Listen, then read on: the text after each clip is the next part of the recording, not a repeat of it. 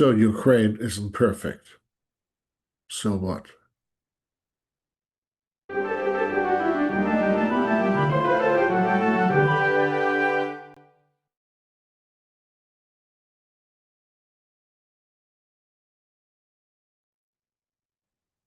So we saw some political drama in Ukraine this week over the anti-corruption legislation. We saw protests and Zelensky reacting to it. And in the course of that, we found out that Ukraine still has a corruption problem.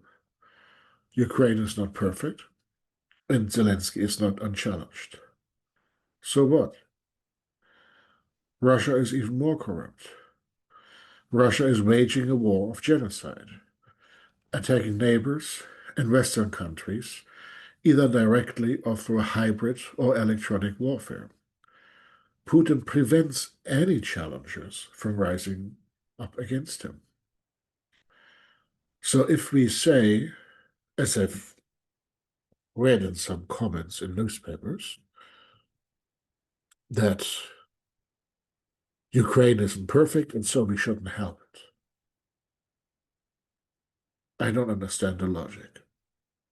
I've seen so many comments recently, not to my video, but to news articles, that say, oh, Saint Zelensky isn't so. No one said he's a saint. He's a politician. Oh, Ukraine still has corruption. Well, we know that has been a problem. We know that this is something that Ukraine has committed to solving. Ukraine is in a war and was attacked for no reason. Ukraine is innocent in this matter. And I've been encountering this from day one. Yeah, there were these attacks on Russians in Odessa. Well, that may well have been. And Ukraine wanted to deal with it. None of this justifies a war. Well, there are some people in Ukraine speaking Russian, and there was a discrimination of Russian speakers. Well, that law, pre-war, didn't come to pass. And now, of course, Russia has been attacking, so the feelings may be different. Zelensky himself spoke Russian. He had to learn Ukrainian. His television show is in Russian, as far as I remember. Well, there were people who weren't happy and who really liked the Soviet Union. Well, in East Germany, there are a lot of people still like that too. Doesn't mean Russia had a right to invade. Well, Crimea was given by Khrushchev. It's really Russian. Well, Crimea needs water supply from Ukrainian territory. Yes, it was the Ukrainian Soviet Socialist Republic was part of the Soviet Union, but it was still its own Soviet Socialist Republic. It made sense to logistically subordinate Crimea to the Ukrainian SSR. There was not necessarily thinking that Ukraine would become independent, but it's probably one of the reasons why Putin invaded eventually, because Ukraine, after Crimea was illegally occupied by Russia, Ukraine decided, well, let's not. Well, if they say they don't need us, then we don't have to give them our water. And so that's one of the reasons that Ukraine decided to invade, because after it stole Crimea, it didn't have the water. Why should Ukraine continue to send water to Crimea if Crimea is occupied? Nothing Ukraine did, nothing Ukraine has done, justifies what Russia is doing right now. And when I use the word genocide, this is because that is the declared aim of Russia. They want to eliminate any trace of Ukrainian culture and of Ukrainian identity and of any people that see themselves as Ukrainian. They're destroying Ukrainian churches. They're destroying Ukrainian architecture. They're removing museum items from occupied museums. They're killing Ukrainians. We just learned that in the occupied territories, any young person of age is sent into the Russian military to fight against their Ukrainian brethren.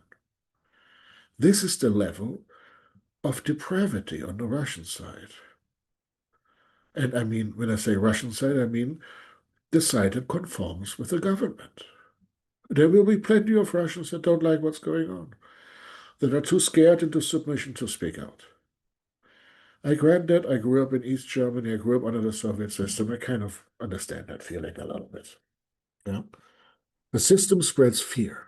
The system spreads misinformation. When we see a focus on Zelensky and corruption, and this isn't working, that isn't working, none of that is reason to stop supporting Ukraine. And even if Zelensky wouldn't be there, they have a deeper bench than Russia. There would be another politician fighting the fight. That's why this idea is, oh, it's just Zelensky's fault. No, Ukraine as a country, the Ukrainian people as a people, don't want to be part of Russia. Ukraine has undergone the Holodomor, a genocide from way back then, in the Soviet times, where deliberate starvation was caused in Ukraine, in also other parts of the Soviet Union, but in Ukraine there's a history of that. Ukraine has wanted to become independent a long time ago. Ukraine also had to choose, just imagine that choice, between Hitler and Stalin.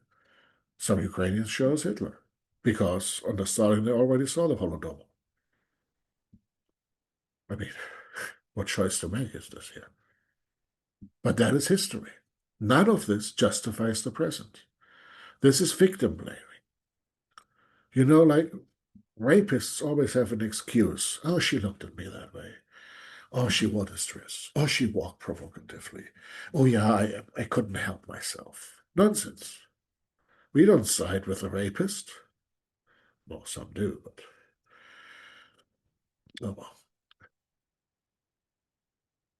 Putin even said in the beginning, "Come here, my beautiful one, whether you like it or not." He deliberately used the language of a rapist towards his victim, no matter what piece of literature he was quoting. So we shouldn't distract ourselves by whatever is going on in Ukraine domestically. Ukraine knows it has to fulfill criteria to become part of the EU, to become eventually part of NATO. Ukraine knows that all those donor countries are looking at it and saying, fix your problems. They know. And the Ukrainian people know. So I would say, trust the instincts of the Ukrainian people in demanding their democracy function this time, and continue supporting Ukraine, because Ukraine is the victim, Russia is the perpetrator, Russia needs to be defeated, Ukraine needs to win, and Ukraine can win. Thank you. This is Dr. Philip Knox. This is Erratic Attempts, and see you soon.